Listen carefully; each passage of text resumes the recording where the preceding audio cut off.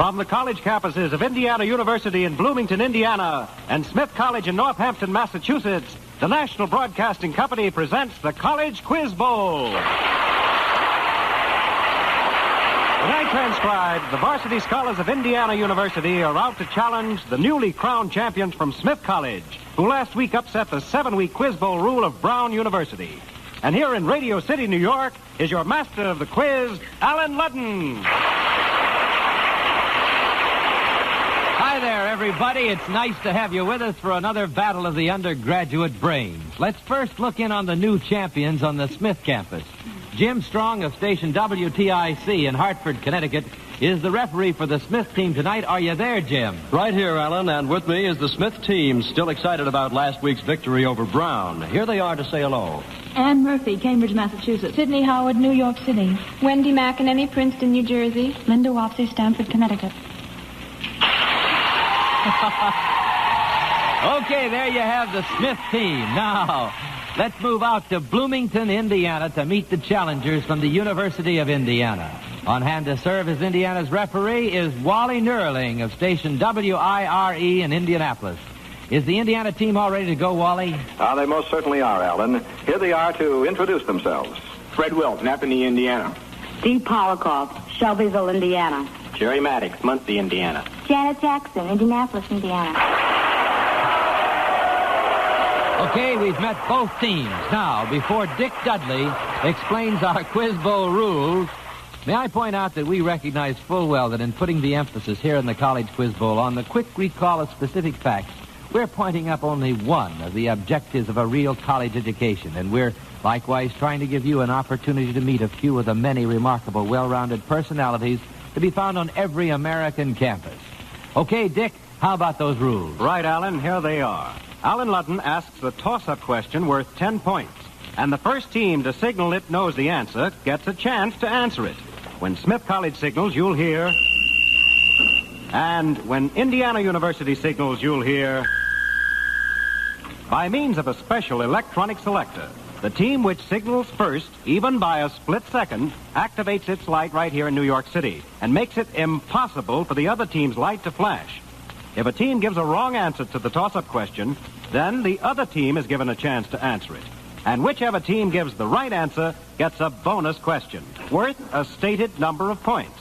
Now, the team with the most points at the end of the game is the winner and returns next week to defend its title in the College Quiz Bowl. Thank you, Dick. Now, remember, teams, you may interrupt a toss-up question before I've finished asking it. But if you do, and if your answer is wrong, your team will be penalized 5 points, and I will repeat the question, giving the other team a free crack at it. Okay, those are the rules, and there's the opening whistle, so let's go. For 10 points, here is a toss-up question. If you get it right, you'll have a chance at a 40-point bonus. Here is the first toss-up for 10 points. Where is Timbuktu? Indiana. Jerry Maddox, Africa. Right, for 10 points. Africa.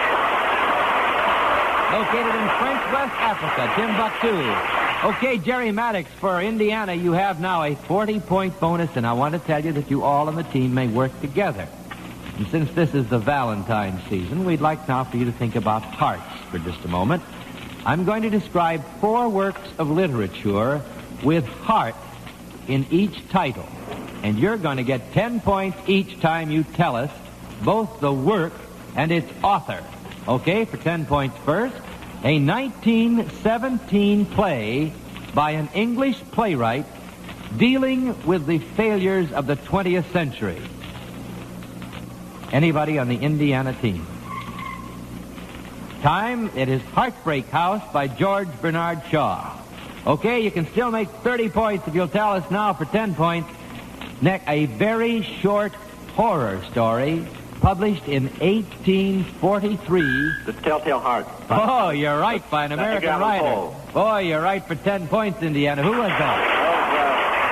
That was Jerry Maddox. Okay, Jerry, Telltale Heart by Edgar Allan Poe. You got it before I even finished it. Okay, now listen very carefully. There's 10 more points for you here if you'll tell us the title of a long short story published in 1902 by an English writer of Polish heritage.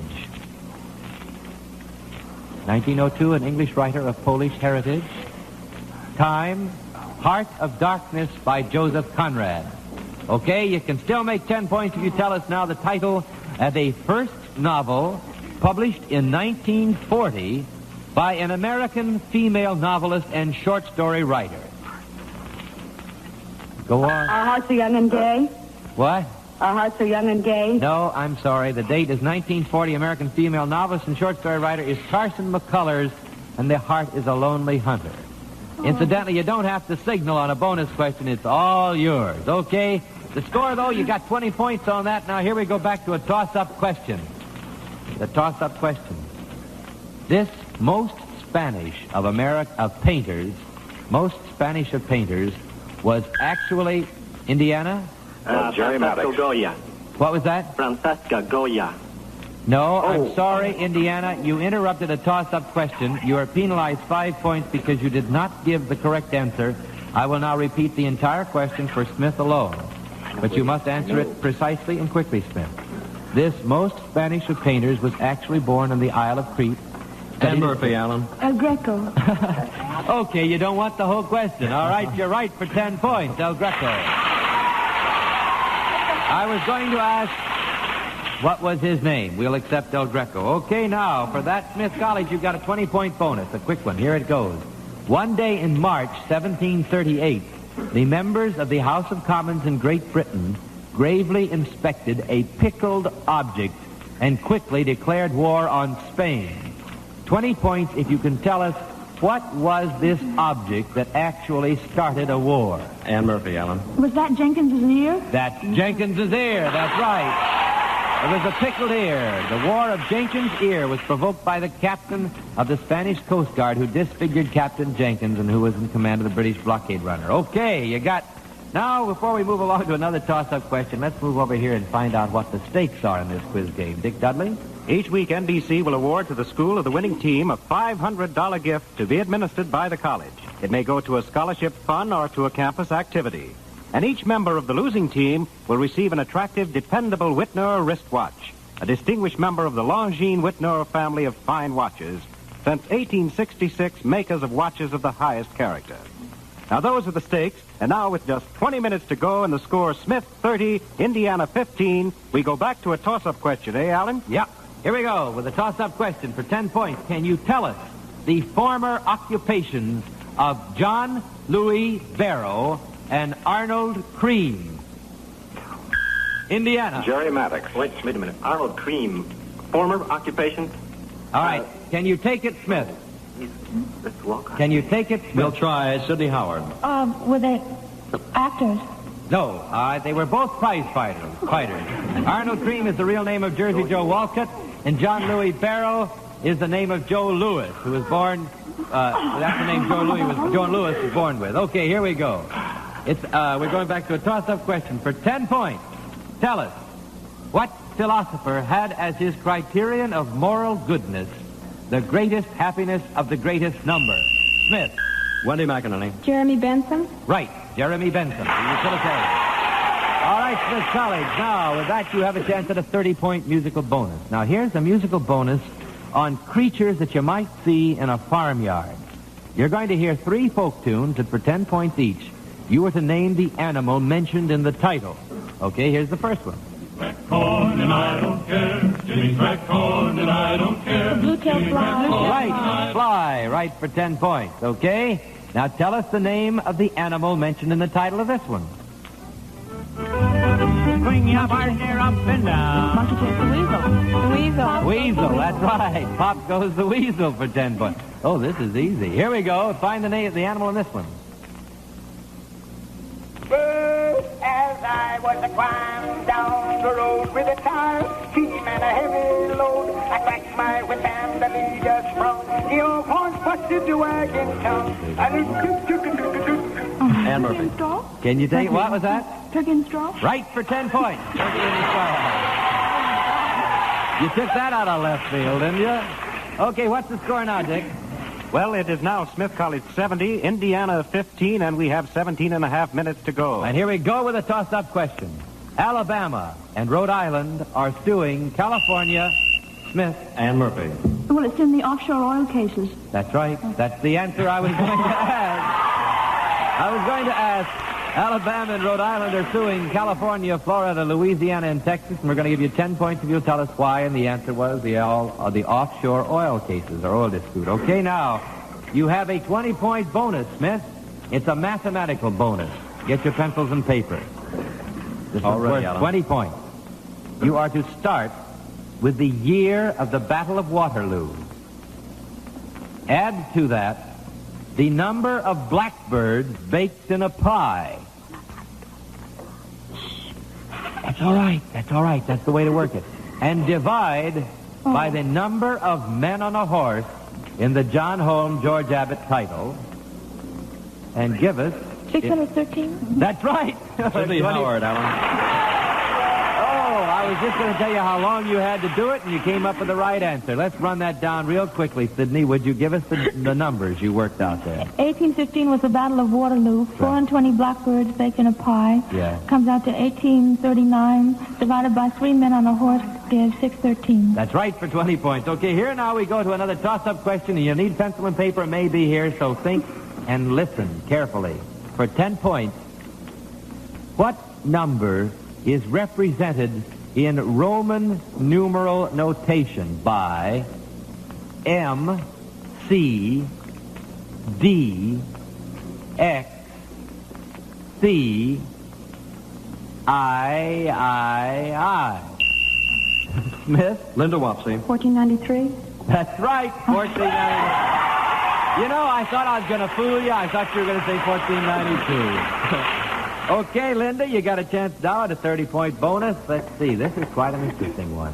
You know, mountains have always challenged and inspired men, and many important events have occurred on mountains in fact, fiction, and legend. Now, for 5 points each, you were to tell us the answer to these questions. First of all, who dwelt on Mount Olympus? The gods. The gods. Right. The Greek and Roman gods, 5 points. Now, what city was buried by the eruption of Vesuvius? Pompeii. Right, for 5 points. Now, what biblical event took place on Mount Sinai? Moses was given the Ten Commandments. Right, for 10 points. Moses was given the Ten Commandments. 5 points, I beat. That's 5 points. All these are worth 5. Pikes, Peak, or Bust was the slogan of what famous journey? Toward the west.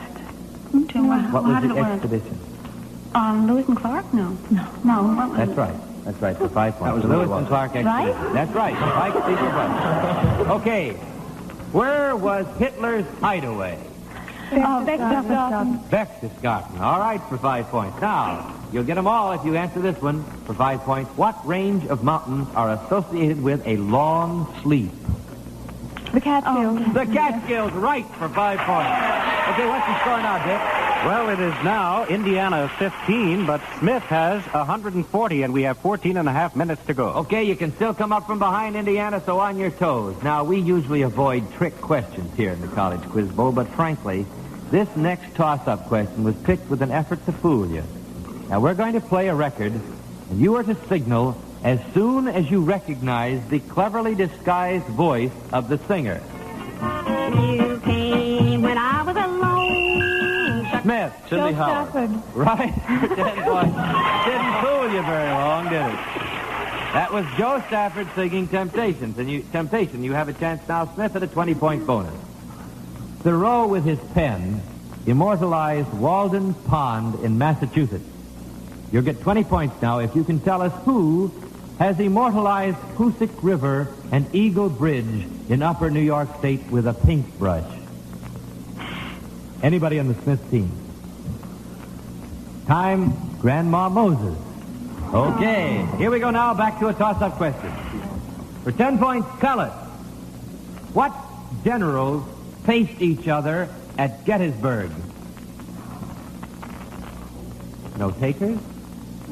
No, I'll tell you, Robert E. Lee and George Gordon Meade at Gettysburg. Incidentally, Robert E. Lee reminds me that next week, Washington and Lee University meets the winner tonight. Okay, here we go back now to another toss-up question, and coming up is a 25-point bonus.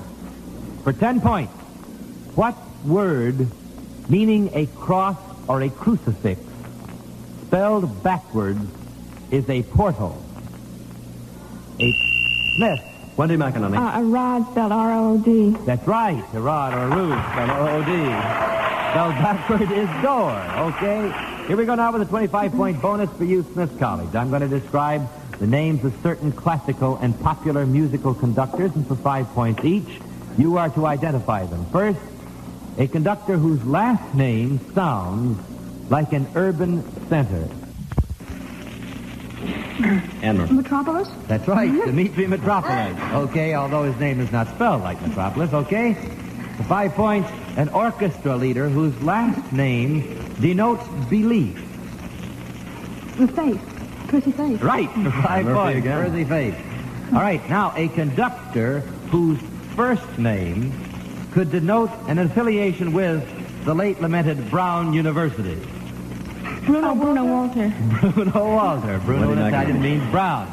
Late lamented, of course, means only that they were with us until last week here in the college quiz bowl. Okay, next, an orchestra leader whose last name is the same as that of a famous female reformer. Hi. Eddie something. Ray Anthony. Susan B. Anthony. Okay. And now, did we get that? No, we didn't get that. All right.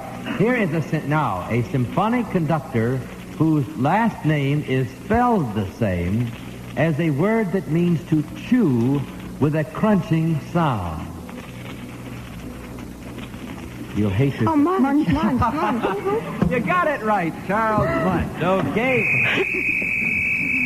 All right, hold it, Alan. That's the halftime whistle, which calls for a 1-minute timeout. All right, and during this timeout, it is our custom to spend the first 30 seconds with a challenging team each week. And so tonight, let's go out to Bloomington, Indiana to meet the members of the Indiana team and find out what they plan to do when they finish college. First of all, I'd like to speak to Janet Jackson because I notice it's Mrs. Janet Jackson, right? That's right, Alan. Janet, how long have you been a Mrs.? Just since December. Well, that's wonderful. Then you're a bride. Are you also a senior in college? Yes, that's right. And what are your plans after college? Well, I think we are going into the Army. Oh, you are? You both are, huh? He is, and you're going to go with him, right? That's right. Okay. Jerry Maddox, what is your class in college? I'm a junior, Alan. Well, when you finish college, what do you plan to do? Well, probably I'll go into graduate school. Have any plans where? No, I haven't made up my mind. There's several places, but I haven't decided yet. Oh, there are a lot of wonderful colleges. Okay. Fred Wilt, are you a senior? No, I'm a sophomore, Alan. A sophomore? Oh, that's wonderful. What do you plan to do when you finish college? I hope to go to medical school in a few years. Any plans for where? Probably here at Indiana. It's a wonderful medical school there. Now, let's meet Dee Polikoff. Polikoff, is that right, Dee? That's right. Dee, you are a senior, right? That's right. Your plans after college? Yes, I hope to go to graduate school or law school. Well, and I haven't decided where yet. But you're all going to continue your education except for the lady who's going into the Army with her husband, all right? Let's move up now to Northampton, Massachusetts, and meet this Smith College team. Sydney, I noticed in a sheet of paper I have here before me, Sidney Howard, that you are chairman of Rally Day, and I don't know what Rally Day is, and I think all of our friends would like to know what Rally Day is at Smith College in 30 seconds. Well, Rally Day takes place up here every year on Washington's birthday. What do you do? And it is very important for a great many reasons. The seniors first get their robes on that day, which... Do you wear them from now on? Oh, yes, we wear them over pajamas everywhere. Oh, you do? From that day on. Then in the morning, all the college assembles and we have a speaker. This year, Mr. Wilmot Lewis. And in the evening, the sophomores, juniors, and seniors each put on an original show, a musical review with dances, songs, lyrics, and script written by the girls. Well, it's a wonderful day, huh? Yes, it's no a big school day. that day. No school at all. All right, that's fine. Now it looks like our time is up, and it's time to get back to the game with a score. Well, the score right now is Indiana University 15, Smith College 180, and about 8.5 minutes to go. So how about another toss-up question, All Alan? right, here we go with a toss-up question. In sports parlance, tell us, for 10 points, what is the hot corner? Oh. Indiana. Jerry Maddox, third base. Right, for 10 points, the third base. Okay, Indiana, you've got a chance now at a 30-point bonus question. It happens to be a musical bonus. In the excerpt from 3 musical compositions that you're going to hear now, there is one theme running through the titles of all of them. They're different in style, different in subject matter, but they're similar in subject matter, rather. And that's the only clue you're going to get. Now, give us, for 10 points each, the correct title of these compositions.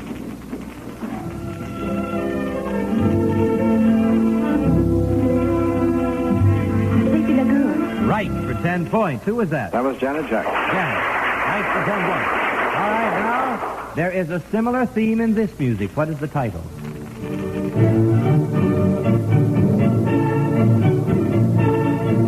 Midsummer Night's Dream. No. You may correct yourself on a bonus question at the end.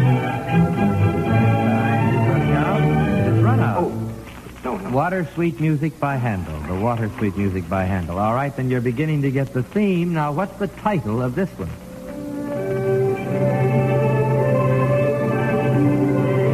La Mer. That's right, La Mer by Claude Debussy. Okay, here we go now to a toss-up question. 10 points. If you know the name of the first famous orator who corrected his enunciation and stamped Smith. Wendy McInerney. Demosthenes. That's right. 10 points. 10 points before I finished asking it. I was going to say who corrected his enunciation and stammering by speaking with a mouthful of pebbles. And you knew what I was asking and you told us Demosthenes before I even got to ask it. All right, Smith, here's your bonus. With the word game Scrabble currently so popular, we thought it was about time we had a word question. So here goes for 20 points. We want you to rearrange these scrambled letters to form an accepted English word. Now, you may use pencil and paper, but you have only 10 seconds after I have given you all of the letters. Now, here they are. T, as in Tom. O, A, R, as in Robert. A, 10 seconds.